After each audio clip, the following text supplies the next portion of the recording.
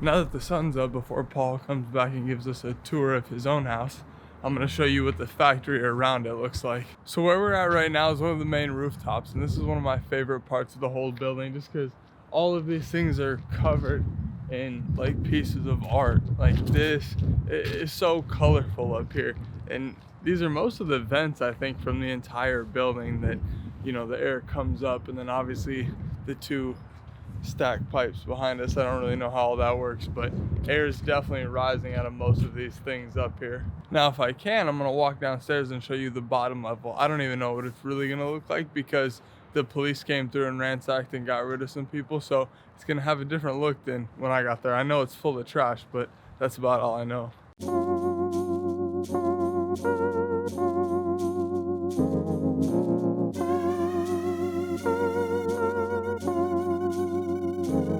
This thing is just like somebody made a chandelier out of barbed wire. Get creative in here. I've got some of my best photography yet from this building. One of my favorite shots is actually of that wall. I'll put it right here. Last night, Tyler was saying that if it was during the day and we were walking around like we were last night, that he doesn't know if he would have been able to do it. Trust me, if there was light out, I would not be going that way. I'd be a lot more scared. I'd be a lot more fucking scared. Because most places look like this that we were walking last night.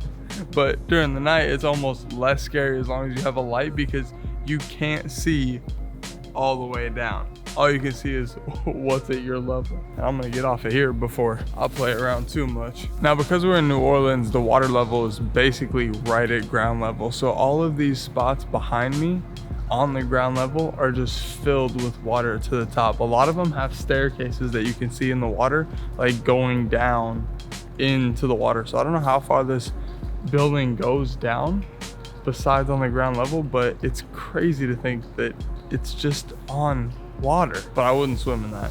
I don't know if you could pay me. Nah, you could definitely pay me enough money to swim in it. Who am I kidding? And now we're on the bottom floor, and this floor is just covered in trash. It's way nicer upstairs, but I'll show you a little bit of what it looks like. You can kind of see in the background here, just piles and piles of rubbish. Sponsored by Walmart. This place would make for a once-in-a-lifetime game of hide-and-go-seek. I'm gonna try to make it back up to Paul's without getting lost this time. I think I've got it. That's my friend Justin's house over there. He was actually the first person I met in this whole building when we came and brought donuts and bananas. And he's got like this contraption. There's like a bridge going over to his little area. And we were standing out on it taking photos, and it's sketchy. And he's like, yo, you like back up slowly. He's like, that thing is designed to fail. And I did that because I was robbed just the other day, and he was hot about it. But he's like, y'all are making me nervous. And obviously he was just actually trying to save us. He was like, you guys are making me nervous, back up. Let's see if Paul's home. Oh. You are back. Now that it's morning time, Paul has been kind of. Well, I have my morning routine's been a little disturbed, but you know, we'll You've got a little bit of coffee. We'll flow with it, yeah. All right. But I do other things in the morning. Yeah, but we're good to go now. Yeah, we're good to go. Okay. So, Paul's ready for me to leave. He's gonna evict me. yeah, you know the way in, the main door in and out here, obviously. Very interesting women's shoes. Honestly, the first time I came over, I was gonna ask you about these, but I didn't know you liked that yet. You find stuff like this. This door goes down. I blocked it off because I don't like people coming up from What door? This one. Oh, This is a the sliding door. That is the passage down into what everybody calls the catacombs, which are those dark hallways that had the capacitors or something in them. I don't know exactly what it Okay. was. It's a cool door, though. But Jimmy came pushing through that one evening, and I didn't appreciate that. He just wanted to talk, but I'm like, dude, knock. You know, Yeah. I go to your room, I knock. So this is north, but this gets light, and the ferns just grow right out of the brickwork. And it's like a beautiful natural little indoor garden. Yeah, It's that's another cool. one of the reasons why I love this space up here. Is because it's got green in it, you know. So this was already kind of the way it was. David, who lived here before, had set it up as sort of a little pantry. This is the scrap area. There was all this junk that was here before. Every house has one. Yeah. To the music, you gotta have the This is jam. vital. Vital. Was that in here? News in the morning. No, the stereo I actually found on a good trash night in the Garden District. The speakers were sitting out by someone's trash can, and I picked them up. It's like, dude, that's a nice subwoofer. The amp and the CD player were actually out back of the building.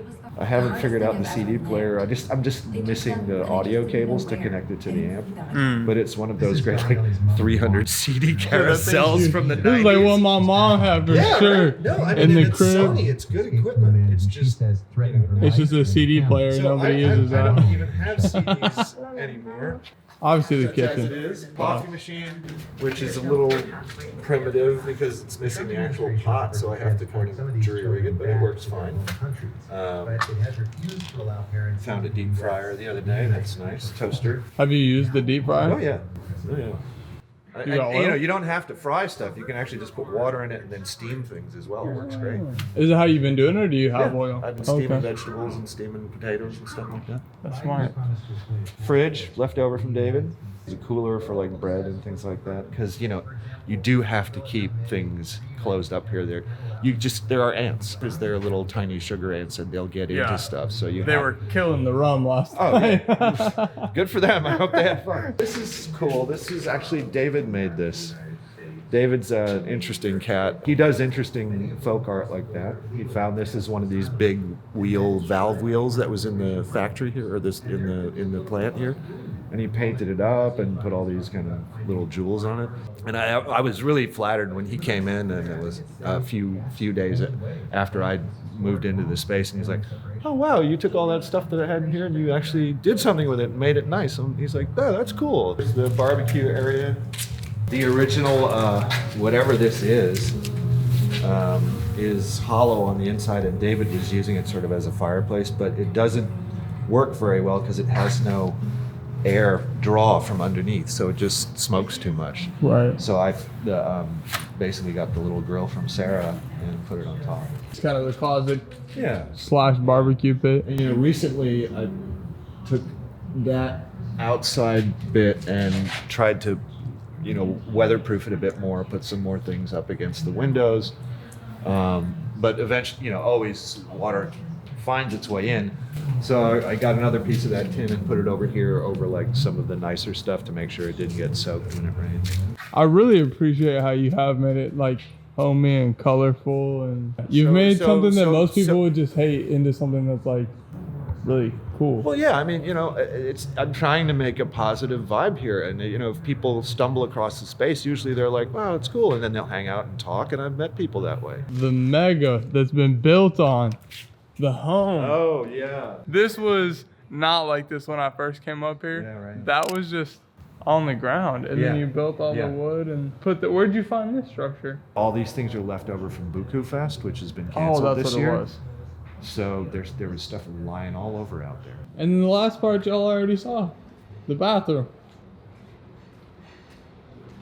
With the buckets. Yeah, you're being generous calling it